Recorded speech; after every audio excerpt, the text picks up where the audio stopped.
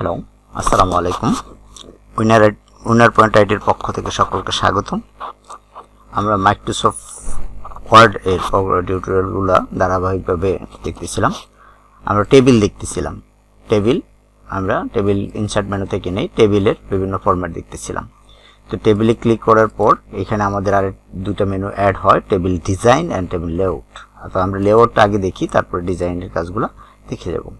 তো লেআউটে যদি দেখি, এখানে আমরা ওই দিন সিলেক্ট দেখছিলাম, গ্রিড লাইনও দেখছিলাম যে বর্ডার বাদ দিয়ে তারপরে যে গ্রিড লাইনটা শো করে ওটা আমরা ওই পর্দায় শো করতে পারি, আবার অফও রাখতে পারি। যদি শো করি তাতে আমরা দেখতে পাবো টেবিলটা কি সিস্টেম আছে, অফ রাখলে দেখতে পাবো না, কিন্তু গ্রিড লাইন কখনো প্রিন্ট হবে না। প্রপার্টিস থেকে আমরা দেখছিলাম যে টেবিলের কোন দিকে কোন রোটা হবে, কতটুকু হবে, সেগুলো দেখছিলাম। আশা করি সকলেই আগের ভিডিওটা দেখে নেবেন, তাহলে আপনারা সহজেই করতে পারবেন। আর আমরাও প্রপার্টিস থেকে যেটা করতেছিলাম, এখানে আর রো এর কতটুকু হাইট হবে স্পেসিফিকলি সেটা সিলেক্ট করার জন্য কলামের কোনো নির্দিষ্ট কলামে ব্লক করে সেটাকে নির্দিষ্ট একটা সাইজ দেওয়া যায়।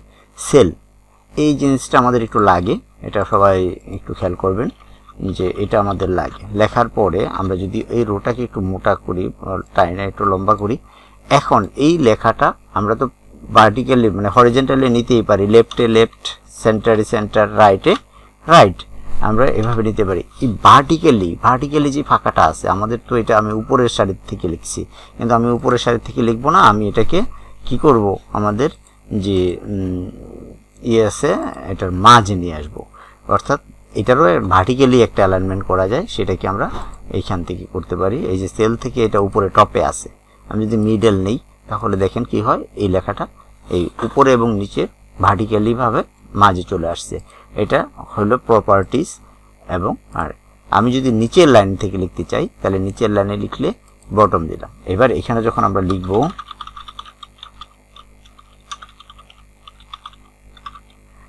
আমার নিচের লাইনটা কিন্তু উপরে, নিচের থেকে লেখা শুরু হয়েছে উপরের দিকে যাচ্ছে। আমি একটা দুইটা মানে নিচের লাইনে লিখলেও আমি লেখাগুলো নিচের লাইন থেকে শুরু হয় উপরে যায়, কিন্তু সাধারণত আমরা কি করি, টপের লাইন থেকে লিখি আবার সেটা নিচের দিকে আসে। কিন্তু এইখানে যদি আমি টেবিল প্রপার্টিস থেকে এই সিলেক্টরটা আমরা যদি নিচে নিয়ে যাই, তাহলে টেবিল প্রপার্টিস থেকে যদি আমরা এই সিলেক্টরটা নিচে দেই তাহলে নিচে থেকে লেখা আসবে। অল্টারনেটিভস, এখানে ওই যে লেখাটা আমার টেবিলে আছে তার অল্টার কোনো কিছু লিখে রাখতে পারবো, তার ডিসক্রিপশন লিখে রাখতে পারবো। এটা খুব গুরুত্বপূর্ণ কিছু হয় না, তারপর লিখার প্রয়োজন হলে আমরা পারবো। এটা এভাবে আমরা ভার্টিক্যাল একটা করতে পারি। মোটামুটি আমরা টেবিলের প্রপার্টিসটা শিখা শেষ করলাম, টেবিলের শিখলাম। আমরা পরবর্তী ধাপগুলোতে আগাই। আমরা এখানে কাজগুলো করার পর প্রতিটা কাজই আবার প্র্যাকটিক্যালি দেখব, তখন প্র্যাকটিক্যাল দেখার সময় আবার আমরাই করব।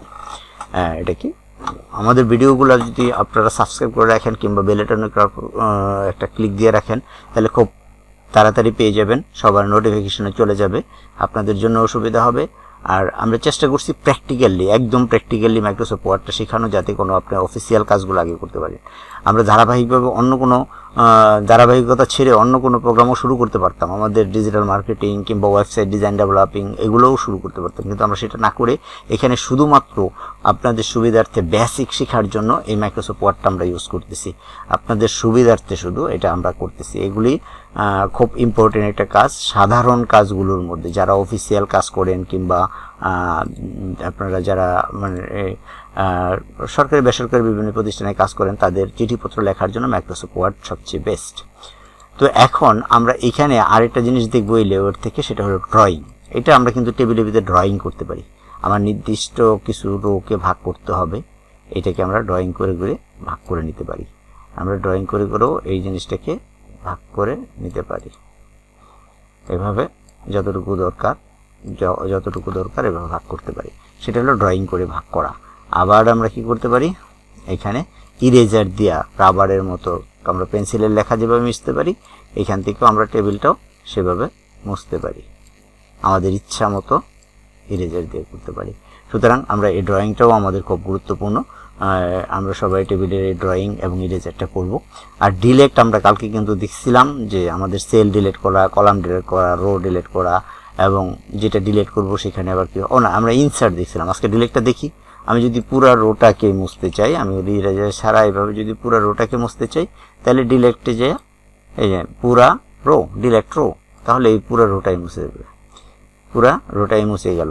তাহলে ডিলেক্ট রো, আমরা যদি ডিলেট রো করি তাহলে পুরো রোটা মুছে দেবে। ডিলেট কলাম, আমরা যদি ডিলেট কলাম করি তাহলে পুরো কলামটাই মুছে দেবে। কলাম মানে টেবিলটাই মুছে গেল। কেন আমরা কলাম মুছবো শুধু, আমরা তো টেবিল মুছবো না, তাহলে এটা আমাদের ক্লিকে ভুল হয়েছে। ডিলেট টেবিলে দিয়েছিলাম আমি, ডিলেট কলাম, এই একটা কলাম মুছে গেছে। আবার আন্ডু করে ফেরত নিয়ে এলাম। এবার আমরা যে কাজটা করব সেটা হলো ডিলেট সেল। এটা একটু গুরুত্বপূর্ণ কাজ, এটা একটু বুঝতে হবে, এটা আপনাদের একটু বুঝতে হবে। এখানে আমি কতগুলো আর রো প্রবেশ করাইলাম, 2 2 3 4। এখন এখানে 4 দুইটা হয়ে গেছে, 4 আমাদের দুইটা হয়ে গেছে। এখন আমি তো 4 দুইটা দিব না, আমার তো ধারাবাহিকতায় রাখবো, 4 এর পরে 5 আসবে, এটাই হওয়ার কথা। এখন যদি আমি ডিলেট রো করি তাহলে আমার পুরা এখানে যা লেখা থাকবে সবগুলো মুছে যাবে। তাহলে কি দাঁড়াবে, যে পুরো যদি সবগুলো মুছে দেয় আমার আবার লিখতে হবে। তো আমি সেইখানে না করে আমি শুধু এই সেলটাকে মুছতে চাই, এই খোপটাকে তাকটাকে মুছতে চাই, যার ফলে আমার ওই নিচে থেকে উপরে সিরিয়ালে চলে আসবে। আমরা এখানে ডিলেট সেল, সেল করার পরে আমার একটা প্রশ্ন করছে, যে প্রশ্নটা দেখেন একটু। এখানে প্রশ্নটা হলো ডিলেট সেল, যে সেল যে করবো, ডিলেটটা যে সেল করবো, তাহলে এই জায়গাটা ফিল আপ হবে করতে গেছে। শিফট সেল আপ, নিচে থেকে উপরে চলে আসবে। এন্টার রো, পুরো রোটাই মুছে দেবেন। এন্টার কলাম, পুরো কলামটাই মুছে দেবেন না, আমরা সাধারণত শিফট সেল আপ করব, এটা করলে নিচেরটা উপরে যাবে। আমার অন্য রোগুলো সব লেখা ঠিক আছে, এখান থেকে এটা মুছে গেছে। টেবিলের আজকে এই পর্যন্তই থাকবে। পরবর্তী ভিডিও নিয়ে আবার হাজির হবো আপনাদের সাথে। সবাই আমাদের সাথে একটু সাবস্ক্রাইব করে আমাদের চ্যানেলটাকে একটু বেল আইকনে ক্লিক করে রাখুন আপনাদের নোটিফিকেশন সহজে পাওয়ার জন্য। আমরাও আপনাদের চেষ্টা করব মাইক্রোসফট ওয়ার্ডের সম্পূর্ণ শেখানো এবং পুরোপুরি প্র্যাকটিক্যালি। এই বিষয়ে আমাদের ভিডিও লিঙ্কে মোবাইল নাম্বার এবং আমাদের অ্যাড্রেস দেওয়া থাকবে। আপনারা যদি কোনো কিছু প্রয়োজন মনে করেন আমাদের ফোন করতে পারেন, আমরা সহজেই আপনাদের সমাধান করে দেবো ইনশাল্লাহ।